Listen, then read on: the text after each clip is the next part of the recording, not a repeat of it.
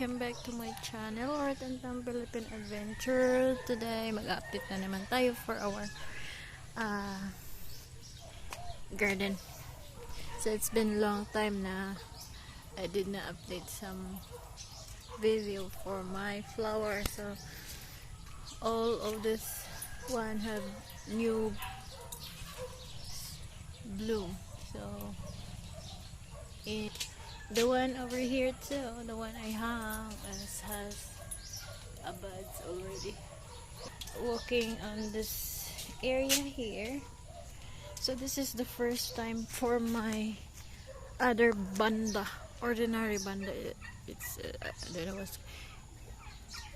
So it's first time in. Someone gave this to me. I think 2 years ago. So first time having buds there, and also this one.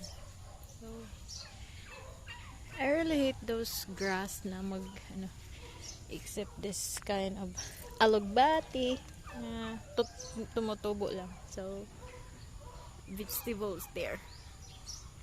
So actually this orchid here have new buds like that, and the one here too. So they're giving flowers now.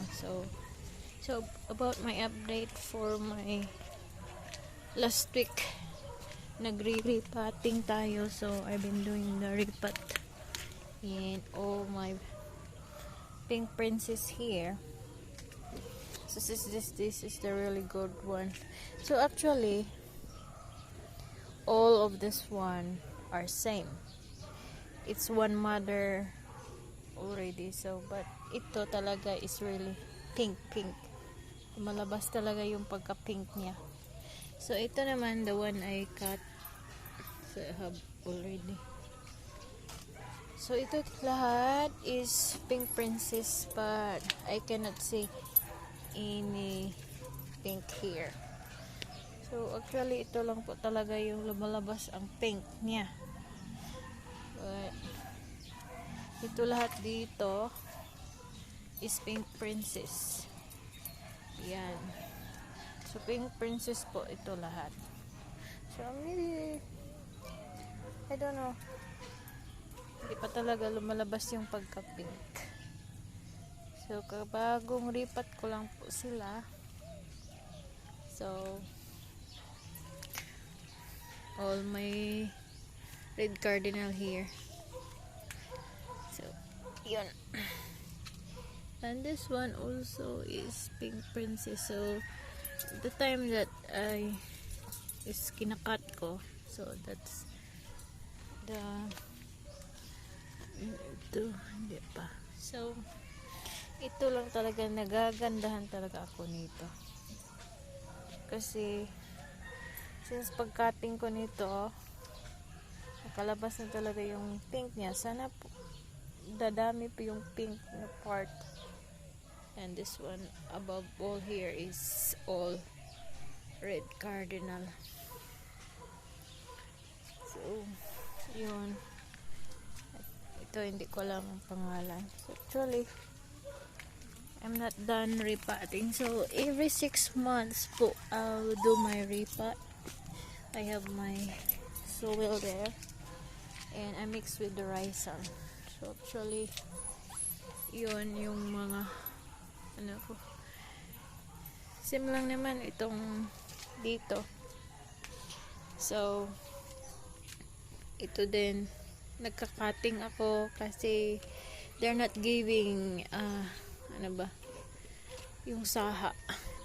So this kind of is super red, di talaga nagbibigay ng ano to, dalo ni og saha ni. So cutting the bottom of that one and I just put here. So actually yan po. So ito mayroon ng ano, so sooner lalaki na yan. Tapos, ito din. Ito din. So, mayroon ng konti. So, and that's it.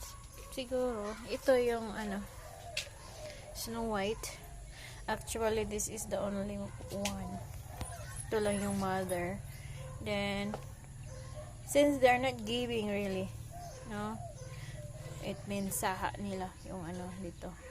So, kinakat ko yung, nire-remove ko yung soil, tapos cut ko yung pinaka-bottom ng part ng nila. Tapos, yung may ugat pa rin. So, then, ito yung kinalalabasan.